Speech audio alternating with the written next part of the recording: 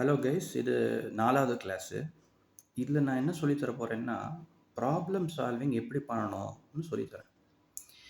இப்போ problem solving பண்ணணும்னா 3 colour பேனா எடுத்துக்கணும்.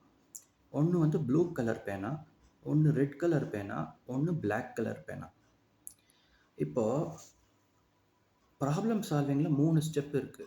ஒண்ணு வந்து பிளாக் கலர் ஸ்டெப்பு, இன்னொன்னு ப்ளூ கலர் ஸ்டெப்பு, இன்னொன்னு red colour step.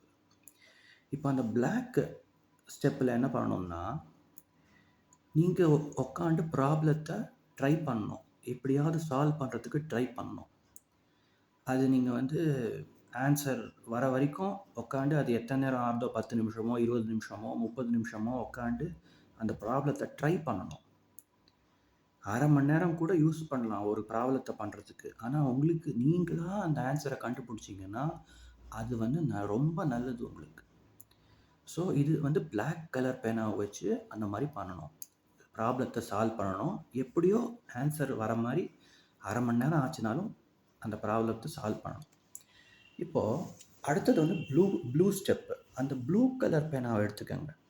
Blue colour பேனாவ வச்சு அந்த நீங்க உங்களுக்கு ஆன்சர் வந்துருச்சுல்ல, இப்போ நீங்க எல்லா எல்லா ஸ்டெப்பையும் ஸ்டெப் பை ஸ்டெப் சொல்யூஷன எழுதணும். அதாவது எந்த ஸ்டெப்பையும் ஸ்கிப் பண்ணாம கரெக்ட்டா ஒரு ஸ்டெப்பையும் எழுதி ஆன்சர வந்து ஒரு மாரி டீச்சருக்கு சப்மிட் பண்ற மாரி ஃபேர் டிராஃப்ட் எழுதணும். இப்போ அந்த பிளாக் ஸ்டெப் வந்து ரஃப் டிராஃப்ட். இது வந்து ஃபேர் காப்பி மாரி கிளீனா ஒரு ஸ்டெப்பா எழுதணும். ஆன்சர் வர வரைக்கும். அடுத்தது வந்து ரெட் கலர் ஸ்டெப். ரெட்ல என்ன பண்ணணும்னா, புக்ல என்ன ஆன்சர் போட்டிருக்கு, என்ன சொல்யூஷன் குடுத்துருக்கானோ அத காப்பி பண்ணிக்கணும்.